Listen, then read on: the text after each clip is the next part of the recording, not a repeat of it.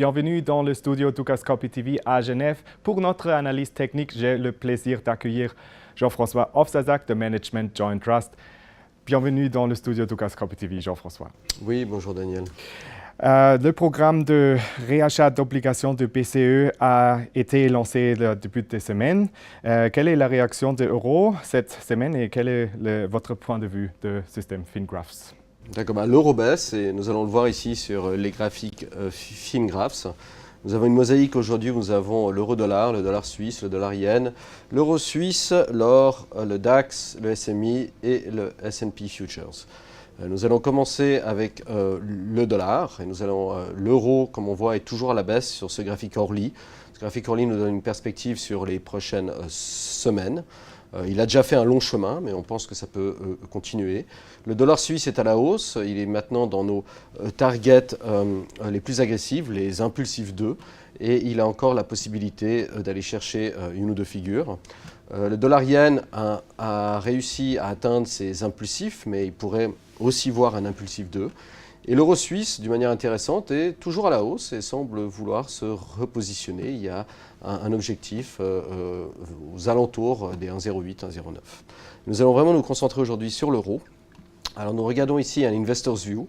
L'Investor's View est une combinaison d'un graphique weekly qui nous donne la perspective sur les prochains trimestres, d'un graphique daily qui nous donne la perspective sur les prochains mois et d'un graphique hourly qui nous donne une perspective sur les prochaines semaines. Et pour l'instant, les trois sont à la baisse. Donc la machine nous dit Potential Continuous Downtrend, donc probablement encore à la baisse. Si on regarde d'abord le weekly est baissier depuis à peu près 2 voire 3 trimestres sur FinGraphs. On avait les targets en dessous d'indice. Ces targets ont été aujourd'hui dépassés. La volatilité s'est accélérée, donc ils ont été révisés à la baisse et on a aujourd'hui des targets entre 1,14 et 1,04. Et c'est ces 1,04 qui semblent être un niveau de support qui pourrait freiner cette baisse de l'euro. Maintenant, pour l'instant, la tendance est toujours à la baisse. Il reste encore du temps dans nos projections, donc on devrait encore baisser sur quelques mois. Et un target préliminaire serait autour des 1,04. On ne peut pas encore parler de situation survendue. Certes, on est rentré dans la zone de survente ici, mais on vient d'y rentrer. Donc on ne peut pas vraiment parler d'une exagération flagrante pour l'instant, et surtout pas encore d'un retournement. Donc on serait toujours à la baisse sur l'euro-dollar et on aura encore de la place sur plusieurs figures sur le prochain trimestre. En daily, on est dans une situation en exagération. On a atteint nos impulsifs 2 qui sont nos targets les plus agressives. Maintenant, la tendance est votre amie et vous êtes toujours ici dans un trend à la baisse avec un oscillateur qui lui non plus n'est pas encore survendu. Donc on pense qu'il y a aussi là encore un petit peu de place sur le prochain mois. On est dans des déviations standards très importantes, donc c'est assez difficile de calculer les targets exacts. Donc on s'appuiera sur les targets du weekly ici qui sont autour des 1,04 pour définir un potentiel. Sur le hourly, le mouvement de baisse agressif des dernières semaines a créé une situation d'impulsif down, c'est-à-dire que le mouvement en impulsif serait terminé. On a des exagérations, je dirais, temporaires pour l'instant. Les enveloppes se touchent et notre oscillateur est dans la zone survendue. Maintenant, il n'est pas encore en surexagération, il n'est pas au bas de la zone, il ne s'est pas encore retourné. On pourrait envisager une réaction intermédiaire, mais la probabilité, au vu du daily et du weekly, qu'on ira sans doute chercher un impulsif 2 aussi ici sur le hourly. Donc, toujours à la baisse, encore du potentiel sur le long terme. Le potentiel semble avoir été plus ou moins atteint sur le daily et le hourly, mais dans une tendance à la baisse, nous n'irions pas compte pour l'instant. Merci bien. Et changeons pour l'or. Quelle est la vision de votre système FinGraphs? Alors l'or, qui est ici, aussi un Investor's View, perspective sur les prochains trimestres, mois et semaines, il est dans un potential resume downtrend in a pullback period. C'est-à-dire qu'on a eu un pullback ou alors une période temporaire de hausse et maintenant les tendances sont repositionnées à la baisse. Le long terme est toujours baissier sur le weekly. Juste à titre de référence, on est baissier depuis le début 2013 avec des targets aux alentours de 1000. Ces targets sont toujours entre 1200 et 1000, une moyenne environ à 1100. Il y a encore du temps dans nos projections, donc on pense qu'on va aller chercher ces niveaux sur le prochain trimestre. L'oscillateur n'est pas survendu non plus, donc il y aura encore de la place du point de vue du risque. Donc toujours négatif ici et avec un potentiel de baisse, peut-être 70 points, peut-être plus. Sur le daily, on a corrigé à la hausse. On nous annonce que la correction up est terminée. Nos enveloppes sont encore légèrement positionnées à la hausse, mais vont bientôt tourner et se repositionner à la baisse. Donc la correction est finie. Prochaine étape, sans doute repartir dans un bear trend. Sur le Orly, on est déjà bien à la baisse. On voit un début d'exagération ici, donc on pourrait voir une petite réaction, mais notre impulsif 2 a encore de la place, sans doute en direction de 1150 à 1130. Donc sur l'or non plus, on ne semble pas être tout à fait terminé sur ce mouvement baissier. Et concernant les actions, quelle est votre analyse technique des systèmes FinGraphs?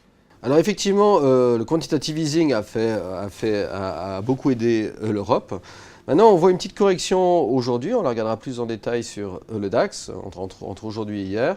Le S&P, lui, a déjà commencé à corriger il y a plus d'une semaine. Cette correction s'est accélérée avec les bons chiffres de l'emploi aux États-Unis vendredi, qui amène à la perspective d'une montée des taux en milieu d'année aux États-Unis.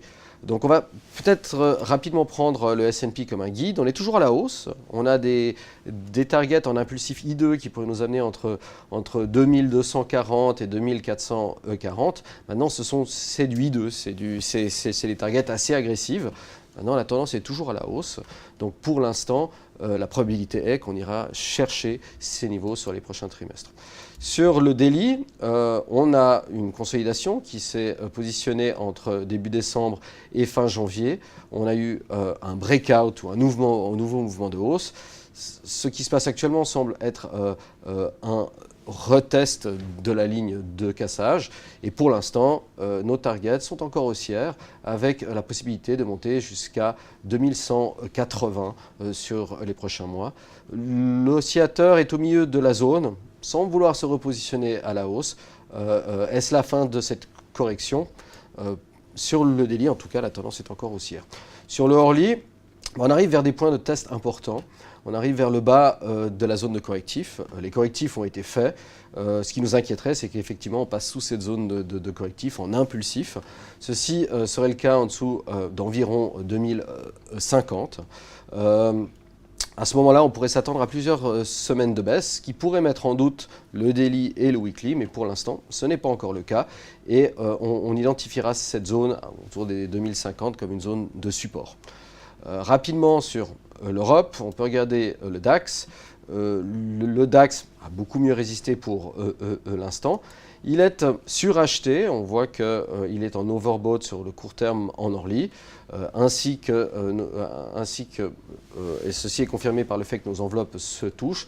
Les objectifs ont été faits. Maintenant, les enveloppes sont encore à la hausse. On pense plutôt à un top intermédiaire pour l'instant et une zone de consolidation. Sur le daily, on est encore haussier, il y a encore un petit peu de place, en tout cas en temps. Et l'oscillateur, pour le moment, rentre juste dans la zone de surachat. Donc, on n'aurait pas encore fini le mouvement. Sur le weekly, on a atteint les impulsifs up-down, c'est-à-dire nos objectifs en impulsif. On pense que comme sur le S&P, on pourrait avoir des objectifs en impulsif 2. Et nous confirmerons ceci par le fait que pour l'instant, on vient de rentrer dans la zone de surachat. Il pourrait y avoir encore de la place. Dans l'ensemble, des marchés qui restent assez chers, mais le momentum est encore là. Et pour l'instant, en tout cas sur un horizon à plusieurs mois ou à plusieurs trimestres, nous n'irions pas contre. Un petit peu d'inquiétude sur le court terme, mais pour le moment, ça a l'air de tenir. Jean-François Ofsazak de Management Joint Trust, merci bien pour être venu et d'avoir partagé votre point de vue aujourd'hui. Merci beaucoup. Et merci bien pour votre intérêt. Reste à l'écoute pour les prochaines émissions de Dukascopy TV. À bientôt. Bonne journée.